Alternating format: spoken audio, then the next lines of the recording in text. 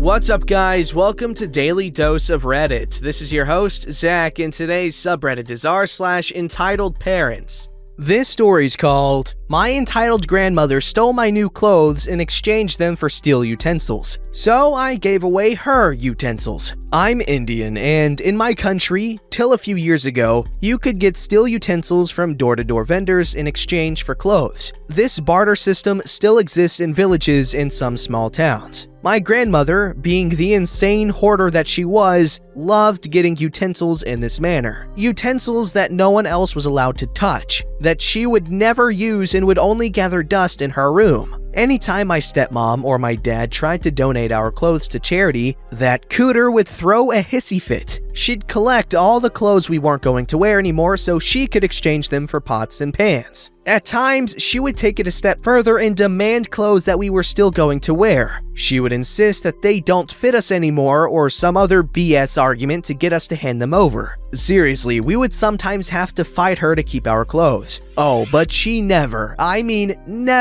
gave away her own clothes. She only took garments from others, namely me, my dad, my stepmom, and my stepbrother. When I was around 21, I had just lost a lot of weight and needed new clothes. Yes, I lived with my parents. In India, you can't afford to live independently unless you have a well-paying job, and I was in college at that time. So one day, I went to a local store's clearance sale and bought a bunch of new threads. I left them on my bed and went off to a friend's place. When I returned home a few hours later, my new clothes were gone. My dad, stepmom, and brother weren't home, so I figured out instantly who must have taken them. I confronted the grand monster and asked what she'd done with my clothes. She was sitting on her bed admiring her latest haul of pots and pans. Without even looking up, she told me my clothes were ugly and too westernized, and that she did the right thing by exchanging them for something useful. As you can imagine, I lost my temper. I yelled, cursed at her, called her every name in the book, and she had the audacity to actually defend her actions. That evening, there was a major showdown in our home. I was still livid and asked my dad exactly how long we were going to put up with her abuse. My stepmother and I don't get along, but when one of us was up against Grand Monster, the other always lent her support. This was no different. My stepmother agreed with me wholeheartedly. My dad told Grand Monster that she was now forbidden from entering my room without my prior permission. She started to fake cry and said we were all being so cruel to her. My dad later came to my room and said he would make it up to me and buy me new clothes. I, of course, was still livid, and I wasn't about to let that cooter have this victory. My grandmother needed sleeping pills to fall asleep. She took them even during the day, and she slept like the dead. A few days later, I snuck into her room during her afternoon nap. I opened her utensils trunk. Yes, she had a whole trunk full of them, and took out a whole bunch of her beloved pots, glasses, plates, etc. I shut the lid quietly and exited. I went straight to an old age shelter that was nearby. I donated the utensils and earned the joy of giving and the taste of sweet revenge. I didn't tell anyone what I had done and just waited for Grand Monster to discover her loss, which she did, just a few days later. It happened in the evening. I was in the kitchen cooking dinner when I heard her ear-piercing wailings about how someone had stolen from her utensils chest. A satisfied smile spread across my face. My dad called me into grandmother's room and asked if I knew anything about the missing utensils. I admitted that I had taken and donated them. Grand Monster looked like her head would explode. I calmly told her that I had done the right thing because those utensils were ugly and that the shelter needed them more. And clearly, if she could come into my room and take my things without asking, I could jolly well do the same. I think my dad was upset with me, but really had nothing to say to me. He spent the next hour or so trying to calm his mother down. I slept so freaking well that night. When Grand Monster died a few years later, The first of her belongings that we got rid of were those freaking utensils. Wow, I guess the old lady was nasty all the way to her grave. Yeah, that sounds very annoying and just insanely frustrating to have to deal with. However, this family obviously is, or at least I feel like is a very modern family in terms of families in India and Pakistan and, that region in general. Because most people from there would never yell and scream at their grandmother. That is a big no-no. No matter how stupid they're being, no matter how much of a jerk they are, and they probably are one, you can't do that. I'm not even exaggerating right now, because based off of my experience and what I've seen and what I know, you will get your ass beat if you talk to anyone older than you like that, especially if they're your grandmother or parents.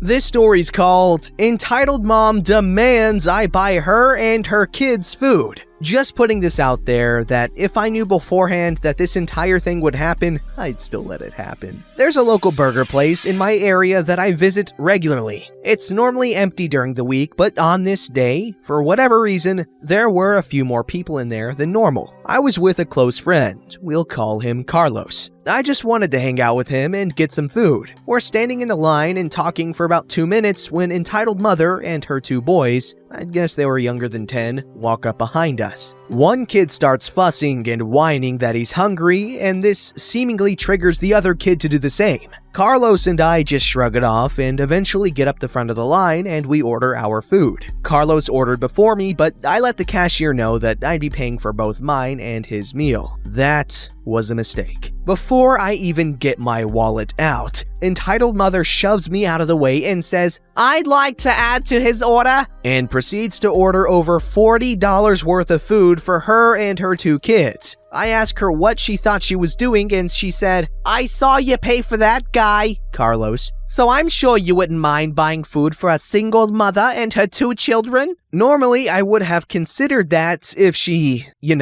asked first, but who in their right mind thinks it's okay to do what she just did? I told her that I won't be paying for any of her food and that she's setting a bad example for her kids by trying to get free stuff from people. That comment pissed her off and she started getting all up in my face. I'm not sure if that was meant to intimidate me, but I'm 6'2" and that lady was no taller than 5'5". She raised her voice saying, "Don't you dare tell me how to parent my kids. You have no idea what it's like being a single mom and raising 2 boys on your own." I retort saying, "Yeah, you're right. I don't know what that's like. But I wasn't the one who told you to get knocked up twice. So I really don't want to hear your single mom excuse for being an a-hole." I made sure not to say the full word in front of her kids and any other kids in the restaurant, but after that comment, she didn't care. "Who the frick do you think you are, talking to me like that?"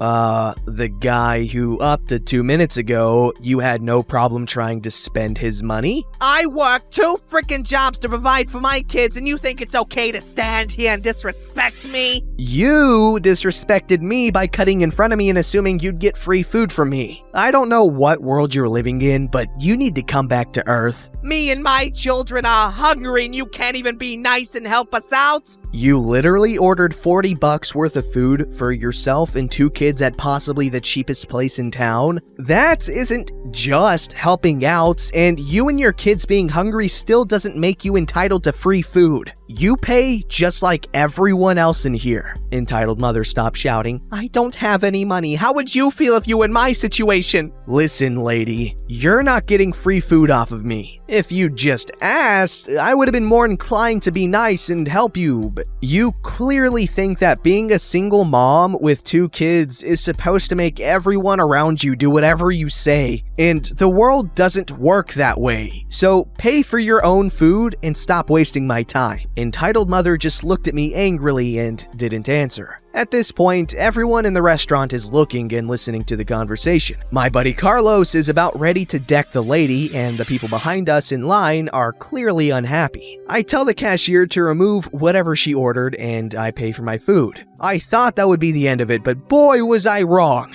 Entitled mother orders her food again after, and angrily forks over the money she clearly had and pays for her food. Carlos looks at me and asks, "What the frick just happened?" To which I respond, "Your guess is as good as mine, bro." We get our food and are about to leave when entitled mother shouts, "Those two guys harassed me!" and we turn to see the manager of the restaurant. She goes on to say that I inappropriately touched her in the restaurant in front of her two babies, and she wanted the cops called on me immediately. The lady clearly forgot that the entire store witnessed the entire thing, and no one was having it any longer. I didn't need to say much to defend myself to him before the entirety of the store started shouting and screaming at her for holding up the line and falsely accusing me of molesting her. I'm pretty sure the lady felt like she would have been punched in the face at any second because, without collecting her food, she took her two kids and ran out of the store. Carlos and I looked at each other and started dying of laughter, and a few other people did as well. We apologized to the manager and everyone else for the inconvenience and left the store. We haven't stopped laughing about it since then. When are people gonna learn that a lot of people might help you out if you ask, instead of kind of forcing it upon them, or at least attempting to force it upon them? This story's called Younger Cousin and his entitled dad expected me to give him a brand new Apple laptop. This was originally posted on Choosing Beggars, and a few people suggested I repost it here too, so here it is. Over the years, I noticed that the worst culprit for choosing beggars are usually family members, especially the random ones who are sort of related to you, but deep down, you don't really know each other all that well. This incident actually occurred quite a long time ago, over 10 years ago, and I had almost forgotten about it until someone reminded me about it last weekend. Way back over 10 years ago, I just got a new promotion to a new role and I bought some new tools, including a new Apple MacBook for work. I was living in London at the time and was in a small flat/apartment, which means space was premium. So I decided that I should get rid of some of the stuff in the house. One of those was a PC that was a few years old at the time. Back then, my grandma used to call me up every few days just to chat about stuff. And I mentioned to her about the promotion and the new stuff I bought and the old stuff I'm giving away. And being an old lady whose hobby was basically phone calls to the family, she passed this news on to a few relatives. One of my aunts heard the news and told her younger kid. A few days later, my aunt and her kid called me up and said that they will take my computer. Great! Come over to my place and collect them. They drove over the next day and then turned into a long argument with me once they arrived. For some reason, probably due to the fact that my grandma doesn't really know about computers and stuff, or my aunt misheard it, or whatever, they thought they were picking up my brand new MacBook instead of a few years old desktop. My aunt, being an adult, at least understood that it must be a miscommunication. My little cousin, though, was throwing a huge tantrum over it in my house. He kept on going on about how crap the spec of the machine is and how it would be useless to him. And bear in mind, he wasn't like 8 years old at the time, he was 13 years old. But that should be an age where he should understand that his distant cousin, me, is not gonna randomly give him a brand new computer just for homework. My aunt was trying to just get the computer out of my place, and I just wanted to get them and the computer out of my place, and my girlfriend just wanted all the crying noises to stop so she could focus on her work. Yep, 13-year-old boy crying was quite a scene. At the end, they just left, empty-handed of course, since the kid doesn't want the old PC, and I wasn't ready to give him my new one. I thought that was that, but then, later that night, my uncle, my cousin's entitled dad, called me up and demanded an explanation of why I backed out on a deal.